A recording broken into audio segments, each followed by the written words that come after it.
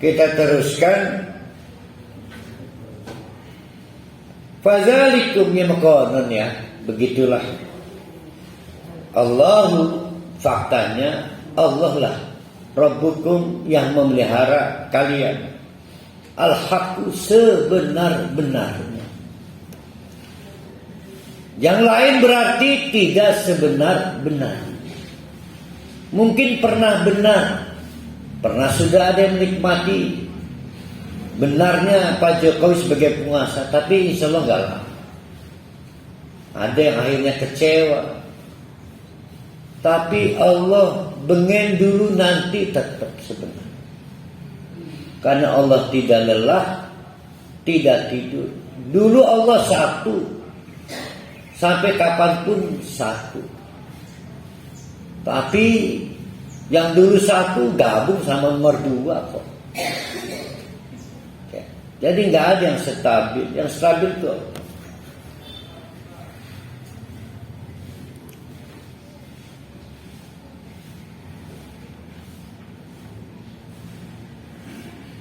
semua kebenaran itu berakhir di Allah.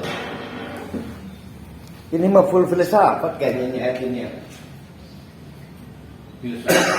Ini sumbernya. Ini Allah nih.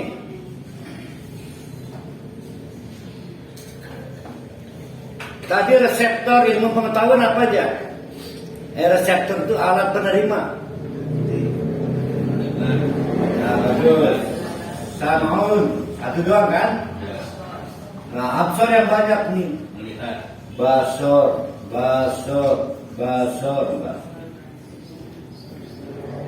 Semua ada di Allah. Dalam ukurnya Allah. Berakhir di Allah. Itu harus diakui. Tak terbantahkan. Jangan ngajak debat, nanti pegel deh. Kon edan. Nah, kalau ini adalah 0 dan ini plus, maka ini menjadi min. Berarti setelah Allah menjadi berkurang. Setelah Allah menjadi min 1, min 2 dan seterusnya. Maka disebut wilayah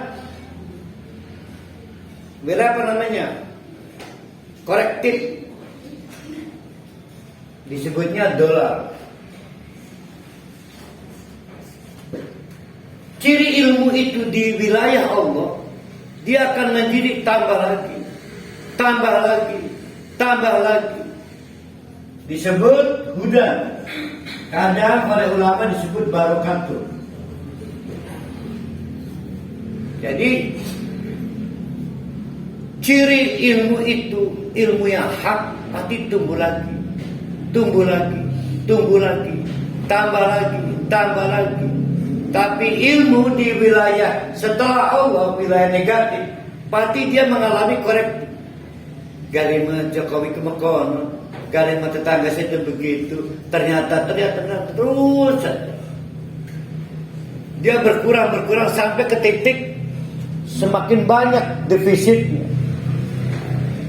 Ketika defisitnya banyak itu udah kehilangan Allahnya banyak amat itu. Tapi fakta di masyarakat positif. Nah, itu merajur kalimat. Nah, maka menarik satu kalimat pendek hebat. Mari kita renungkan. Famaja, maka apalagi ba'dal haq, sesudah Allah yang hak, illa dolal, kecuali sesat belaka. Jadi setelah ketemu Allah, sesudahnya faktor korektif. Min 1, min 2, min 3, ba'dal haq. Jadi kalau udah ketemu Allah, berhenti di situ. Jangan mencari yang lain. Jangan. Ini kalau dikembangkan panjang. Kau nintek waktunya. Fa'anna tusrafun, bagaimana kamu kok kebangetannya israf. Kebangetan mencari setelah bukan selain loh. Setelah Allah Udah nyampe Allah kok bablas, nyari dukun, nyari ustadz, nyari yang lain. Padahal sudah segalanya ada di tangan Allah.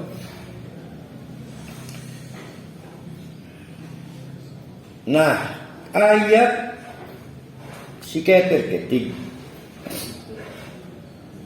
ayat 33 itu membuktikan bahwa Allah tidak kejam, Allah tidak sadis. Yang sadis itu kita, yang kejam itu kita. Dan anehnya, kita sadis bukan pada orang lain, kita sadis pada diri kita sendiri. Kata Allah, kadzalika, mau gimana lagi? Ya begitulah sunnatullahnya. Haqqat kalimatu rabbika 'alal ladzina fasaku annahum la yu'minun. Siapapun yang fasik, melanggar sistem ilmu pengetahuan ini, itu maka mereka tidak akan pernah beriman. Kayaknya ini pelaku bid'ah ya. Iya, tidak akan. Ini yang ngeri nih. Hari ini masih ada yang bertanya, siapa yang harus bertanggung jawab atas saya tidak beriman ini? Allah kan? Kan Allah yang memastikan siapa yang beriman tidak beriman. Itu salah. Karena ada postulat ini. Salah, keliru. Karena Allah sudah membuat rambu saya bahwa kadzalik, ya mekonon udah bisa dirubah lagi. Haqqat kalimatu rabbika, telah dideklarasikan, ditandatangani buktiran meterai, bahwa setiap orang yang fasik karena masih mencari sumber pengetahuan selain dari Allah, maka sampai kapanpun annahum la yu'minun. Di surat Yasin, percuma mereka mau diberi nasihat atau tidak, beriman karena itu. Hah? Nah, la yu'minun. Jadi yakin enggak? Ya udah hafal ke. Nah, Jadi luar biasa berapa? perdebatan ini sangat mungkin terjadi di padang mahsyar. Orang-orang yang divonis masuk neraka minta Allah bertanggung jawab bahwa apa yang terjadi pada saya kan kersa Allah. Nah, kalau begitu kita menempatkan Allah maha sadis, maha jahat. Yang sadis itu kita, yang jahat itu kita. Yang anehnya, mungkin bisa dimaklumi orang jahat pada orang lain. Itu sangat mungkin ada argumentasinya, ada motifnya. Motif yang dimaklumi di pengadilan sekalipun. Namanya faktor pemaafnya. Faktor maklum kenapa dia berbuat jahat pada orang, kenapa dia bertindak sadis pada orang. Ada orang yang jahat pada diri sendirinya. Ada orang yang sadis pada diri sendirinya karena merusak sumber ilmu pengetahuan. Itu kejahatan tertinggi di situ. Karena akan menyebabkan aspek-aspek yang lain seperti relasi manusia dengan harta rusak. Relasi manusia dengan wanita, dengan kekuasaan rusak. Bahkan relasi dengan penggali presiden, fungsi-fungsi tertinggi juga rusak. Karena sumber pengetahuannya kacau itu. Jadi hati-hati mencari ilmu. Hati-hati lagi mengelola ilmu. Jangan sampai ilmu tidak didelivery ke hati. Jadi kesimpulannya, orang yang bid'ah, apalagi cuma talian, sederhana, bukan gak punya ilmu. Yakin ada beberapa sudah punya ilmu, tapi tidak punya hati.